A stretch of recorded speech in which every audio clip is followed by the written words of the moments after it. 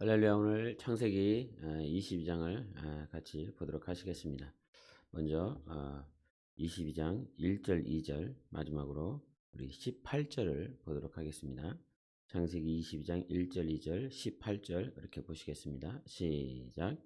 그 일 후에 하나님이 아브라함을 시험하시려고 그를 부르시되 아브라함아 하시니 그가 이르되 내가 여기 있나이다. 여호와께서 이르시되 네 아들 네 사랑하는 독자 이삭을 데리고 모리아 땅으로 가서 내가 내게 일러준 한 산 거기서 그를 번제로 드리라. 18절입니다. 또 내 씨로 말미암아 천하 만민이 복을 받으리니 이는 네가 나의 말을 준행하였음이니라 하셨다 하니라. 아멘. 오늘 너무나 여러분에게 익숙한 하나님의 말씀 창세기 22장 아브라함이 이삭을 바치는 그 장면입니다. 그런데 이제 22장 1절이 시작이 무엇으로 시작하냐면 하나님이 아브라함을 시험하시려고 이렇게 말씀하십니다. 시험한다라고 하는 이 시험은 야고보서에도 말씀하셨던 것처럼 하나님은 악을 위한 시험이 아니라 선을 위한 시험이요 하나님의 뜻과 하나님의 계획을 이루시고자 하는 그런 시험입니다. 그래서 이 하란 땅에서부터 아브라함을 이곳까지 부엘세바까지 인도하시는 모든 전 여정들마다 비록 시험이라고 하는 단어가 그 장에는 없었지만 이 시험이라고 하는 그 관점을 가지고 이렇게 찾아보면 계속 아브라함의 삶은 시험의 연속이었습니다. 12장에서도 하란을 떠나야 되는 그런 시험이었고 애굽을 가야 되나 말아야 되나 라고 하는 시험이었고 또 북연합군과 싸워야 되나 말아야 되나 저 롯은 소돔과 고모라 땅으로 갔는데 동서남북을 바라보며 나는 어디를 선택해야 될까라고 하는 그와 같은 또한 테스트가 있었고 그래서 이렇게 계속 여정들은 하나님께서 주시는 환경 가운데서 또 만나는 사람들 가운데서 계속 시험의 연속이었다라고 하는 사실을 우리가 보게 됩니다. 하란에서 이제 건너온 지가 약 40년의 시간이 지났습니다.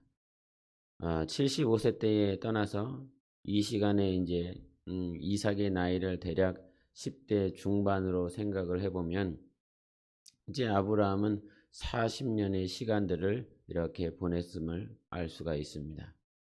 40년이 이렇게 주님을 따랐는데도 불구하고 끝이 아니라 계속 모든 신앙생활의 연속 가운데서 또 시험이 있는 것을 보게 됩니다.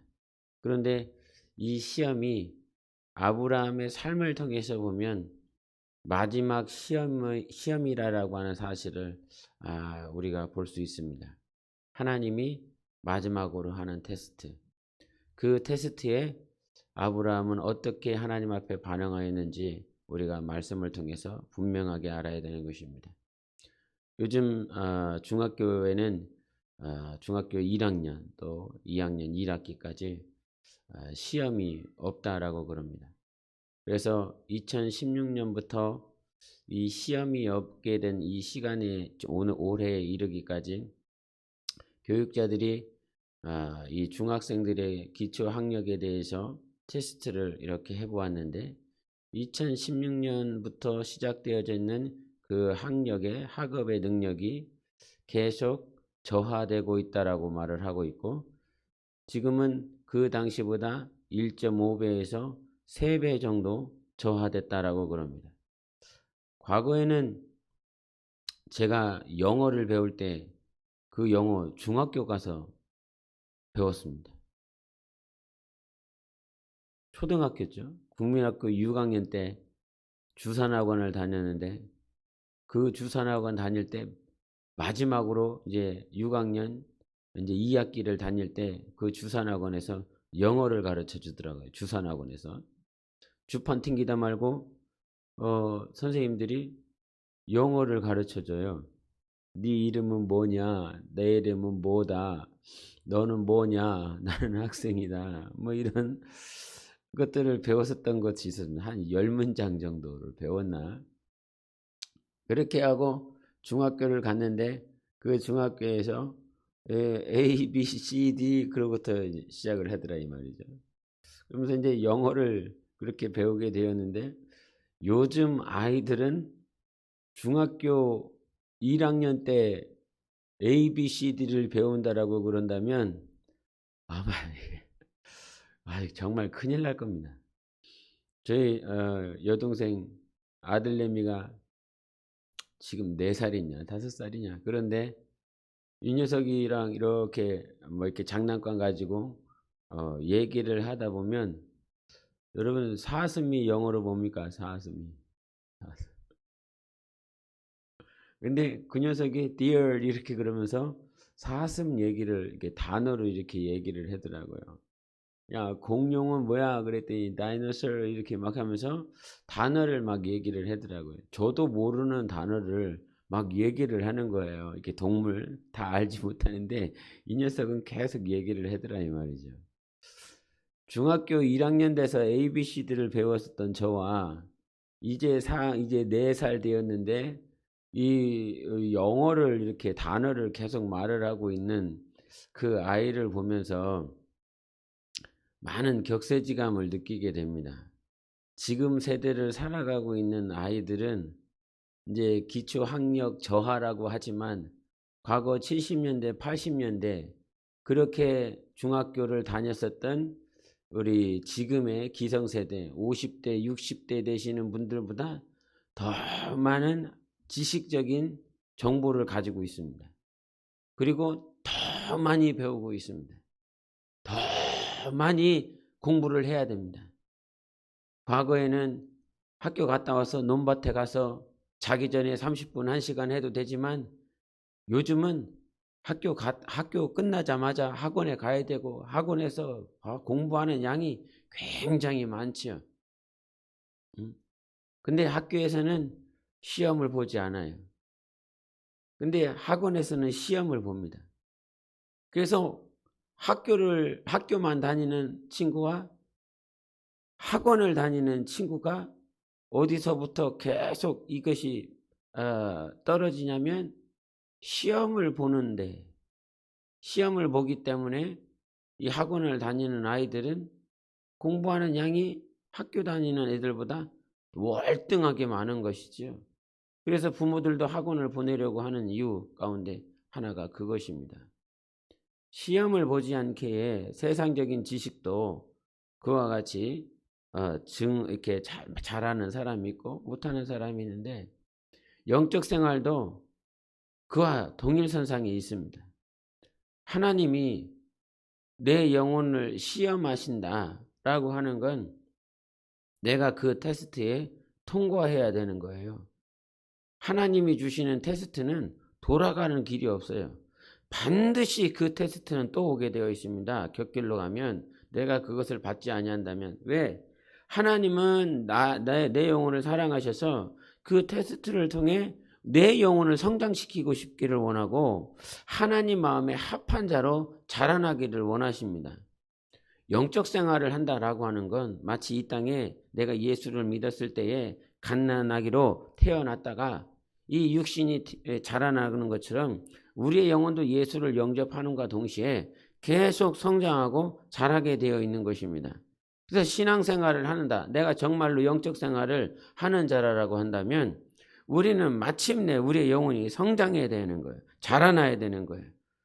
그런데 아브라함아 이렇게 불렀는데, 주님이 나를 시험하시려고 아브라함아 불렀는데 만약에 아브라함이 아담처럼 숨어버렸다라고 그런다면 하나님께서는 그의 영혼을 살리시고 그의 영혼을 이끄시기 위하여 부르셨는데 숨어버린다면 하나님의 뜻 가운데 성장할 수 없고 하나님이 원하시는 그런 모양으로 우리가 나아갈 수 없어요. 그래서 어제도 잠깐 얘기를 했지만 이 죄라라고 하는 것이 하마르티아 그렇습니다.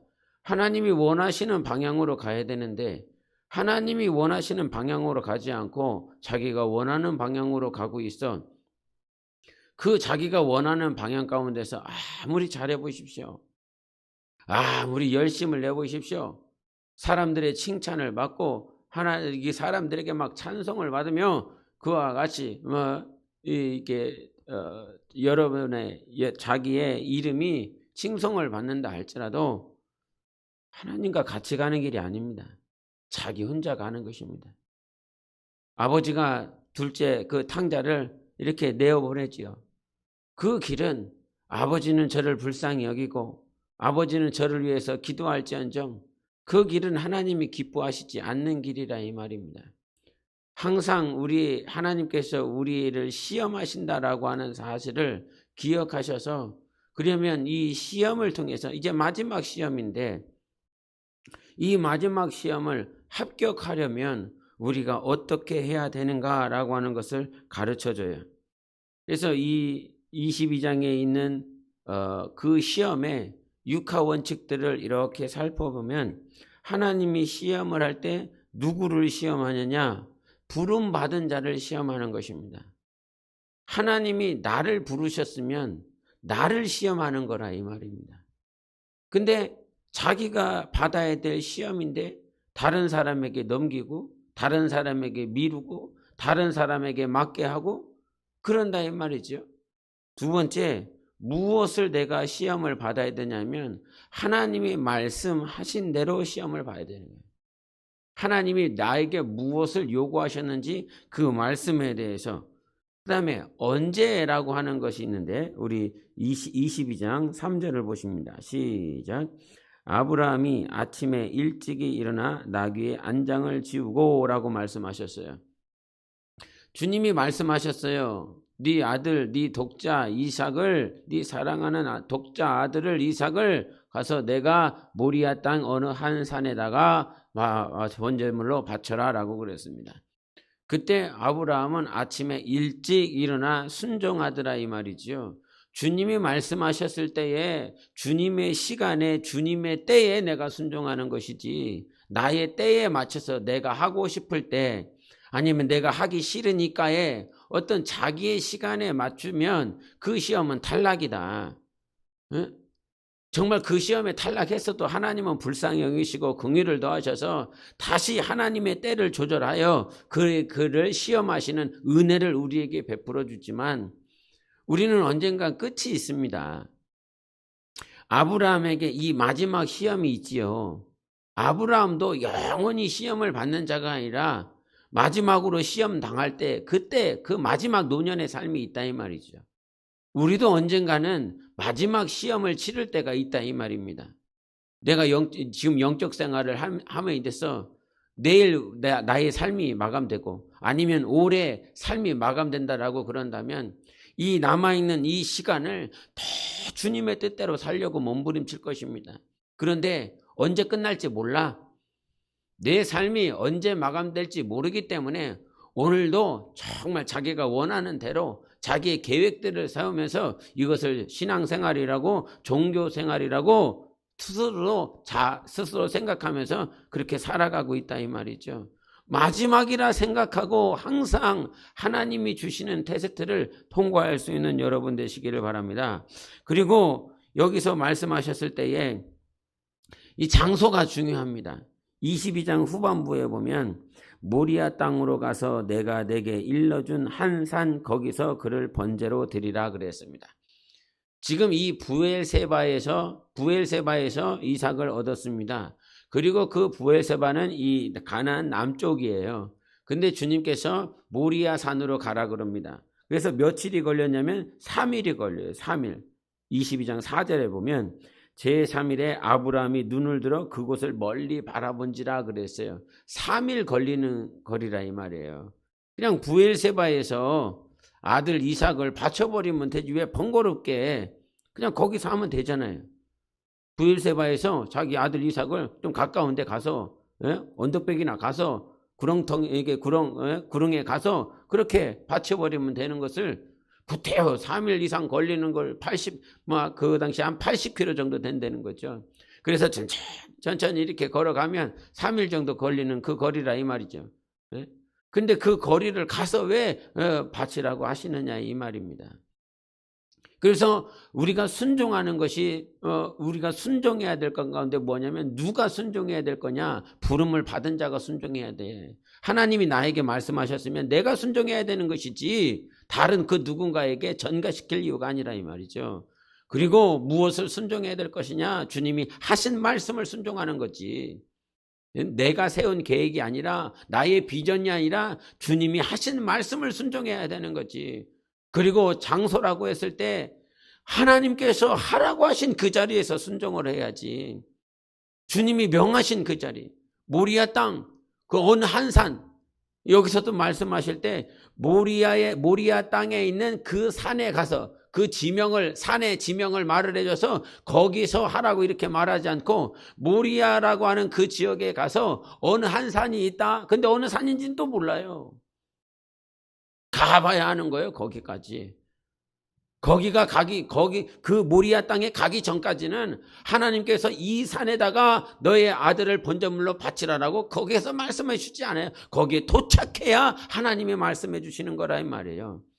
우리의 신앙생활은 오늘도 한 걸음 한 걸음 한 걸음 내디디면서 순종할 때마다 하나님께서 거기까지 가라라고 말씀하시고 또 거기에 도착하면 하나님께서 순종해야 될 내용을 말씀해 주시고 저 끄트머리까지 내에게 모든 것들을 다 보여주시고 난 다음에 순종하라고 말씀하시지 않고 한 걸음 한 걸음 내딛게 하시면서 그때마다 하나님께서 말씀을 주시더라 이 말입니다. 그래서 내게 하나님이 주신 그 땅, 그 자리, 그 위치에서 하나님께 순종해야 그 테스트를 통과할 수 있는 거예요. 그리고 우리가 유념해야 될 것은 하나님의 시간에 맞춰서 하라 이 말입니다. 예? 우리가 기차를 타든 비행기를 타든 교통수단을 탈 때마다 매번 점검하는 것이 있어요. 몇 시에 오냐, 몇 시에. 버스를 타더라도 요즘은 아주 이렇게 시스템이 좋아져 갖고 핸드폰만 봐도 이 버스가 몇 분 있다 오는지, 지금 다음에 오는 버스가 어느 정류장에 있는 것까지 다 확인이 가능해요. 그래서 옛날에는 버스가 언제 올지 모르니까 배차 시간이 있다라고 그러지만 그 상황에 따라서 늦게 오기도 하고 빨리 오기도 하고, 그래서 어떨 때는 막 30분 전에도 가 있기도 하고 1시간 전에 가 있기도. 제가 시골에 살았는데 그 시골에 버스가 하루에 3번 와요. 아침에, 점심때, 그리고 늦은 저녁에. 그래서 이 시장에 가시는 분들은 아침에 일찍 갔다가 정오에 버스를 타고 이렇게 오거든요. 그리고 정오에 나가시는 분들은 또 저녁 버스를 타고 오고. 근데 그 시간대가 언제 올지 몰라. 그 시간이 딱 있는데 때로는 막 30분 전에 오기도 하고 막 일찍 또 확 가버리기도 하고 그러던데. 근데 요즘은 그렇지 않다 이 말이죠. 하나님께서 우리에게 주신 시간이 있잖아요. 내게 7, 80년 사는 생애 동안 하나님이 주신 시간에 그 테스트를 통과하여 하나님이 원하시는 모양으로 우리가 다듬어져야 되지 않겠습니까? 그래서 우리가 하나님께 정말 시험을 마지막 받을 그때까지 하나님께서 주시는 시험을 잘 통과해야 될 것인데, 그렇게 하기 위해서 우리가 해야 될 것이 있습니다. 우리는 시험을 받는 그 일에 항상 준비하는 자세가 있어야 돼요. 우리 한번 6절을 보시겠습니다. 6절 시작. 아브라함이 이에 번제나무를 가져다가 그의 아들 이삭에게 지우고 자기는 불과 칼을 손에 들고 두 사람이 동행하더니, 이렇게 말씀하셨어요. 여러분 22장 6절에 뭐라고 말씀했냐면 그 번제할 때 쓸 것들을 칼과 불을 다 준비하고 번제에 필요한 나무를 준비해 갖고 갔습니다. 여러분 생각해 보세요. 모리아 땅에 가서 한 산이라고 그랬으면 그 산에 얼마나 나무가 있겠어요. 예? 그러면 그 나무를 그냥 패갖고 그 나무를 그냥 써버리면 되는데 아브라함은 그렇게 하지 않았어요. 하나님 앞에 제사를, 번제물을 드리는, 예배를 드리는 일에 있어서 자기 가정에서부터 이렇게 준비하며 나아갔어요. 하나님께서 우리를 테스트할 때에 우리는 항상 준비된 마음으로 그 테스트를 받을 수 있는 영성이 있어야 되는 것입니다. 요즘은 예배를 드리는데, 하나님 앞에 예배를 드리러 오는데 과연 준비하고 오는 사람이 얼마나 있을까? 이 예배를 성공하기 위해서 준비하는 심령이 얼마나 있을까? 미리 나와서 기도로 준비하고 미리 나와서 정말 예배를 준비하여 정말 자기의 더러운 것들을 다 예수의 보혈로 씻고 하나님께서 주시는 음성을 듣고 찬양을 할 때에 성령으로 찬양하고 기도할 때에 주님과 교통 교제를 통해서 기도하라라고 하기 위해서, 그렇게 예배 성공하기 위해서 미리 나와서 예배를 준비하라고 그래도 들어먹지를 않습니다. 듣지를 않습니다. 저마다 자기 상황이 있지요.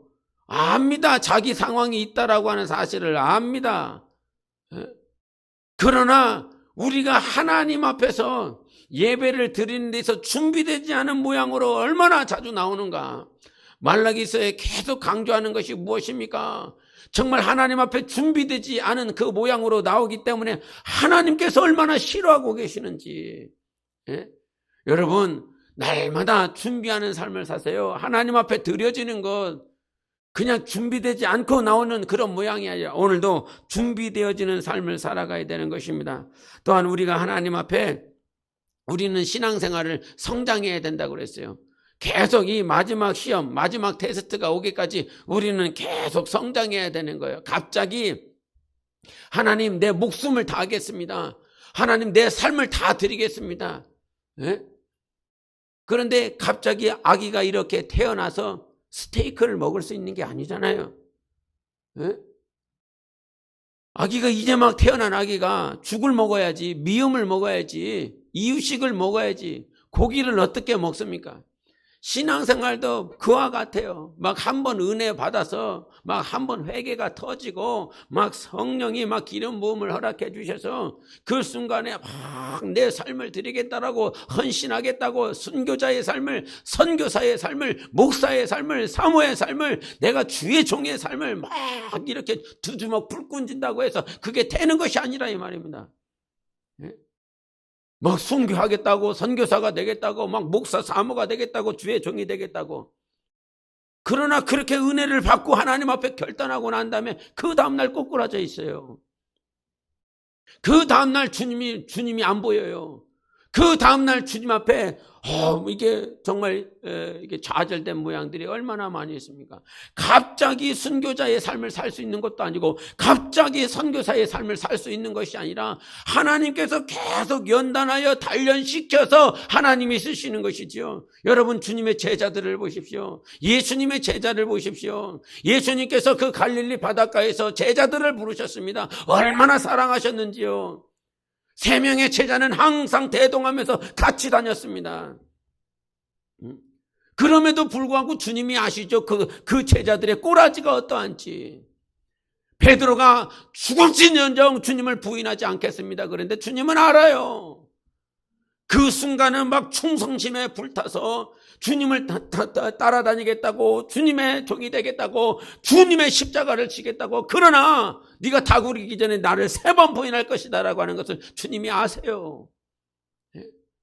그런데 누가복음에 뭐라고 말씀하십니까? 네가 돌이킨 후에 내가 십자가에 못 박혀서 다 나를 부인하고 떠나고 그렇게 예수를 모른다라고 하고 난 다음에 그 실패와 좌절을 경험하고 그 자리에서 돌이킨 후에 많은 형제들을 살릴 수 있도록 하나님께서, 예수님께서 그에게 말씀하셨다 이 말이죠.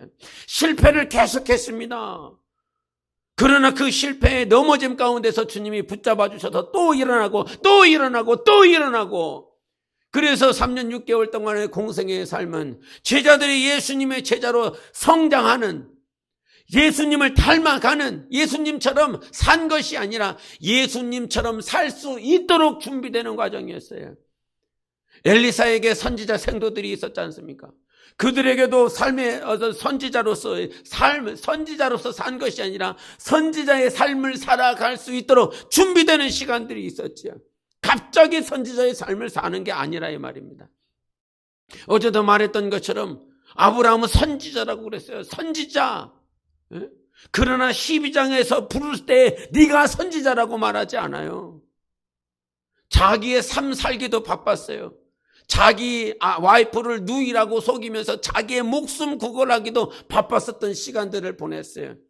그러나 시간이 지나면서 살아계신 하나님을 경험하고 전쟁에서 이기게 하시고 하나님께서 먹이시고 입히시고 하나님께서 약속하여 주시고 하나님의 뜻이 이루어지면서 그가 경험한 것이 무엇입니까? 그렇게 살아계신 하나님을 경험하니까 이젠 자기의 문제를 위해서 기도하지 않아요. 저 소돔과 고모라 땅에 있는 롯을 위해서 기도하지요. 자기의 문제가 산더미와 같은데도 불구하고 자기 중심적인 삶을 살지 않아요. 소돔과 고모라 땅에 있는 자들을 위해서 기도하고 특별히 자기 조카를 위해서 기도하지요. 그만큼 성장했다 이 말입니다. 오늘도 신앙생활 30년 40년 그렇게 모태로부터 신앙생활하는 그렇게 신앙인들 가운데 오늘도 자기중심적인 기도하면서 자기 가정, 자기 목숨, 자기 미래, 자기 사랑. 여러분 디모데후서 3장 1절의 시작이 뭔지 아십니까?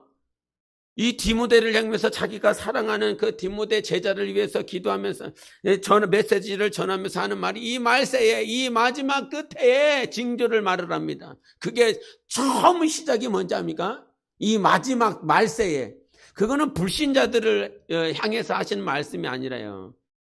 디모데를 향해서 말씀하시는 것이며 그 디모데를 통하여 이 말씀을 들을 믿는 자들에게 하는 말이에요. 불신자들에게 하는 말이 아니라 이 말세에 이 마지막 때에 신자들아 믿는 자들아 이러면서 징조 경고를 하시는 것이 무엇이냐면 자기를 사랑한다 그럽니다. 자기를 사랑.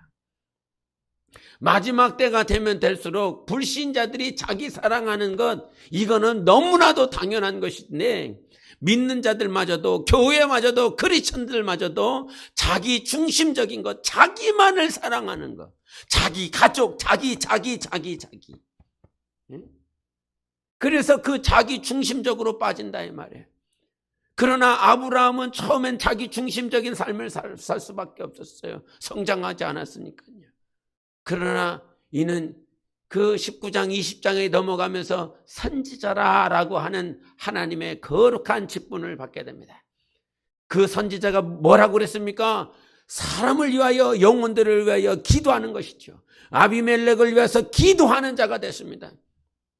그랄 땅에 있는 블레셋 땅에 있는 그 왕을 위해서도 기도하더라 이 말이죠. 이방의 왕을 위해서도 기도하는 자가 되어 있다 이 말입니다. 그래서 우리의 신앙은 계속 자라야 되는 거예요, 여러분. 갑자기 선교자가 되는 게 아니에요. 갑자기 목사가 사모가 되어지는 게 아니에요. 하나님께 단련되어질 때만이 우리는 비로소 하나님의 사람이 되어지고 하나님의 종이 되어지고 하나님과 하나가 될 수가 있는 것입니다. 마지막으로 우리가 정말 유념해야 될 것은 무엇이냐면 그렇게 하나님을 사랑하기를 원하는 우리예요. 하나님을 사랑하기를 원하고 하나님을 닮아가기를 원하는 그런 자들이에요. 그런데 그렇게 하나님을 사랑하고 주님을 닮아가는 그런 자가 되기를 원한다면 지난번에도 잠깐 이렇게 설교를 들었을 때 마리아와 마르다 이렇게 얘기를 했지 않습니까? 마리아 마르다 이렇게 말씀을 같이 듣게 되었는데 예수님께서 마리아를 향해서 이 마리아는 좋은 편을 택했다 이런 말씀을 하세요. 좋은 편을 택했다. 그 좋은 편이라고 하는 것이 무엇이었습니까? 자기 집에 오신 예수 그리스도의 말씀을 듣는 것이 좋은 편이었어요. 그래서 사람들이 착각을 하는 게 무엇이냐면 오늘도 주님의 무릎 앞에 앉아서 주님의 음성을 듣는 것, 주님을 갈망하고 성경을 읽고 기도하고 주님 앞에 앉아 있는 것, 주님 앞에 서 있는 것, 그것들을 좋은 편이라 생각하고 주님을 사랑하는 것이라 생각하고 주님을 더 닮아가는 것이라만 그렇게 한쪽 편만 생각하고 있어요. 네? 오늘도 기도하고 있는 거, 오늘도 성경 보고 있는 거, 오늘 주님을 묵상하고 있는 거 당연히 그것은 좋은 것입니다. 좋은 편입니다. 그러나 그 하나님께서 원하실 때에 그 당시에 마리아와 마르다에게 주님이 원하셨던 것은 그 바쁜 일상 가운데서 주님을 어떻게 하면 이렇게 대접을 할까라고 바쁜 것이 아니라 주님의 말씀을 듣고 있는 것을 주님이 원하셨기 때문에 마리아는 좋은 편을 택했다라고 하는 거예요. 예수님께서 70명의 제자들을 보내십니다. 권능을 주십니다. 귀신을 쫓으라고 그럽니다. 병자를 고치라고 그럽니다. 약한 자를 고치라고 그럽니다. 그러면서 그들에게 권능을 주시면서 보냈습니다. 그러면 그때에 좋은 편을 택하는 자는 어떤 자여야 됩니까? 예수 그리스도를 떠나야 되는 것입니다. 예수 그리스도 앞에 있어서는 안 되는 것입니다. 당연히 생각으로 마음으로는 항상 그 영으로는 예수 그리스도와 함께 있어야 되는 것이 당연한 것이지요. 그러나 육체적으로는, 공간적으로는 예수 그리스도를 떠나야 되는 것이 주님이 봤을 때 좋은 편을 택하는 것이에요. 내성적인 사람들이 잘하는 것이 무엇인 줄 압니까? 마리아처럼 예수님의 발 앞에 앉아 있는 것을 가장 잘합니다. 외향적인 사람은요, 이렇게 가만히 있지를 못합니다. 가만히 있지를 못해요. 그래서 가만히 묵상하는 걸 싫어해요. 그래서 이 사람들이 잘하는 것은 걸어 다니면서 합니다. 막 산에 올라다니면서 뭔가 활동을 하면서 막 주님을 묵상하죠. 막 산을 바라보면서, 태양을 바라보면서 무엇인가 활동을 하면서 그렇게 주님을 묵상하죠. 그러나 내성적인 사람은 가만히 이렇게 주님을 묵상하면서 무릎 꿇고 있습니다. 정반대의 것이라 이 말이에요. 70인의 그 제자들처럼 나가기 좋아하는 사람은 외향적인 사람일 거예요. 활동하는 사람, 사역 중심적인 사람일 거예요. 그러나 내성적인 사람에게는 이것이 너무너무 힘이 들고 어려운 거죠. 주님의 무릎 앞에 있기를 원하는데, 주님께서 말씀하시는 그 음성을 듣고 싶기를 원하는데, 그래서 외형적으로 보면 이 내성적이든 외향적이든 사람의 기질이 저마다 다르기 때문에 어떤 사람은 좋아할 수도 있고 어떤 사람은 정말 힘든 것일 수도 있어요. 그러나 중요한 것은 무엇이냐면 내성적이든 외향적이든 기질이나 성격이나 그런 거 전혀 상관없이 오늘 성령을 우리는 모셨기 때문에 내 성격, 내 기질을 초월하여 살아갈 수 있도록 성령을 모셔드렸으니 이제 예수 그리스도를 믿는 사람은 자기의 성격 따라 사는 것도 아니고 기질 따라 사는 것도 아니고 내 안에 주신 성령으로 말미암아 예수님이 무엇던 것들을 좋아하는지, 예수님은 어떤 것을 더 사랑하는지 그것을 선택할 수 있고 그 길을 갈 수 있어야 되는 것입니다. 아브라함의 삶 가운데에서 100세의 아들을 얻었습니다. 이것은 자기가 신앙생활하면서 이삭이라고 하는 건 자기가 주님을 따르면서 최종적으로 얻은 열매이며 결정체며 작품인 거예요. 주님이 주신 거예요. 그런데 주님이 다 주셔놓고 다시 바치라고 그러네. 번제물로 바치래. 예? 인신제사인 거잖아요. 제사를 드려서 사람을 이렇게. 그러나 여러분 유념해야 될 게 하나님은 인신제사를 원하는 게 아니었습니다. 왜냐하면 시험하는 거였어요. 시험. 아브라함이 그렇게 할 수 있는지 없는지 인신제사를 사람의 제사를 받고 싶은 것이 아니라 아브라함이 어떻게 나오는지를, 그래서 아브라함아 멈춰라 라고 말하지 않습니까? 주님이 원하는 거는 이삭의 머리통도 아니었고 피도 아니었어요. 그 내장도 아니었어요. 기름도 아니었어요. 아브라함의 믿음을 원하셨던 거죠.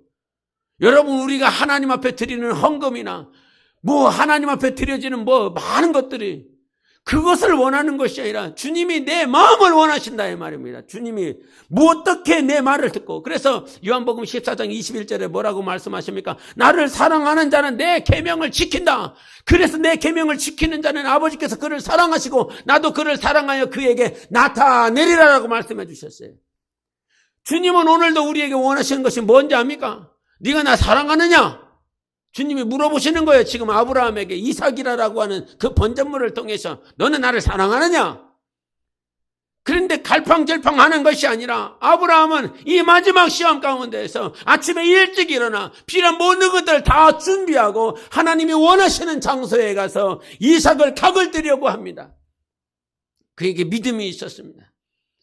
내가 죽인다라고 할지라도 하나님은 이를 살리시리라. 그렇죠. 하나님만을 바라보는 거죠. 하나님만을 신뢰하는 거죠. 그래서 우리는 하나님 정말 네가 나를 사랑하느냐라고 고백했을 때 우리는 감히 그렇게 할 수 없지만 오늘도 성령으로 사랑할 수 있도록, 성령만이 하나님을 사랑할 수 있도록 우리를 인도해 주시니 사랑할 수 있는, 사랑해야만 하는 그런 순종의 삶을 살아가야 되는 것입니다. 그렇게 순종의 삶을 살아갔을 때 18절에 뭐라고 말씀하시냐면 네 씨로 말미암아 천하 만민이 복을 받으리니 이는 네가 나의 말을 준행하였음이니라. 자손들이 왜 복을 받아요? 자손들이 후손들이 왜 복을 받아요? 내가 순종했기 때문인 것입니다. 정확하게 말을 하고 있는 것입니다. 내가 순종했기 때문에 내 자손들이 복을 받는 것입니다. 반대로 내가 순종하지 아니하면 내 자손들에게는 절대 복이 없습니다. 그러니까 자기 중심적으로 사는 사람은 자기만 신앙생활하다 그냥 끝내버리려고 그래요. 아주 부모라고 하는 그 이 타이틀을 가지고 있는 인생들도 그냥 자기만 신앙생활하고 끝내려고 그래요.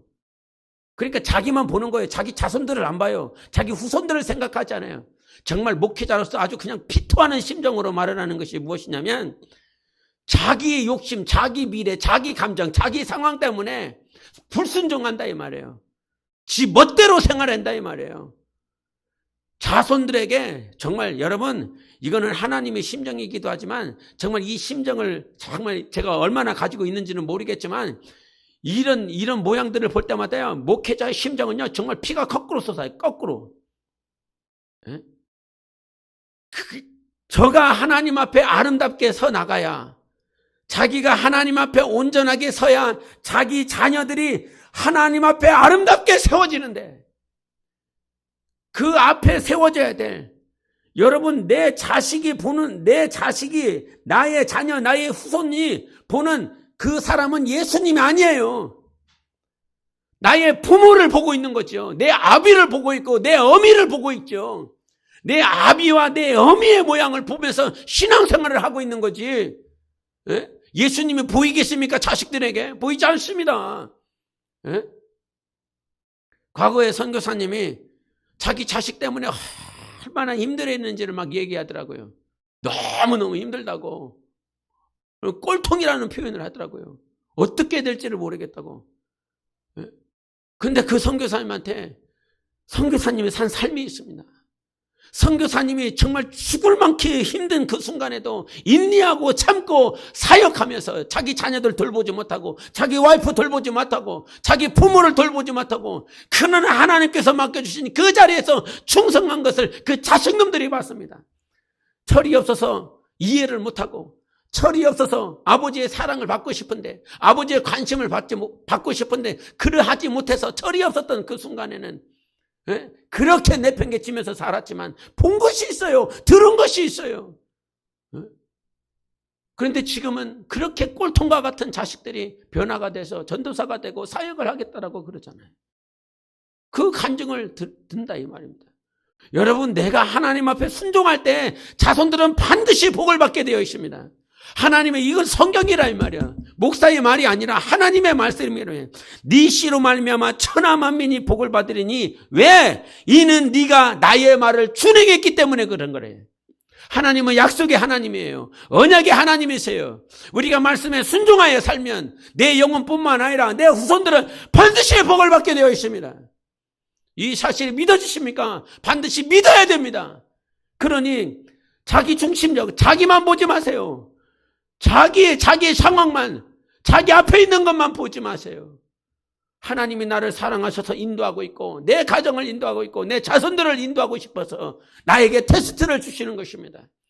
그 테스트가 주어질 때마다 주님 사랑함으로 정말 성령으로 살기를 각오하면서 항상 순종하여 여러분 영혼뿐만 아니라 자녀들에게도 복이 임하는 역사를 항상 경험하시기를 예수 이름으로 축원합니다. 말씀으로 테스트를 통과하시기를 예수 이름으로 축원합니다. 함께 기도하겠습니다. 하나님 아버지, 오늘도 아브라함이 받은 그 복이 내 복이 되기를 원합니다. 하나님께서 주신 모든 테스트들마다 주님을 사랑함으로 통과하게 도와주시고 온전히 하나님의 때에 하나님의 공간에 하나님의 말씀을 따라 나에게 주신 그 시험을 통과할 수 있도록 도와달라고 기도하시겠습니다. 예수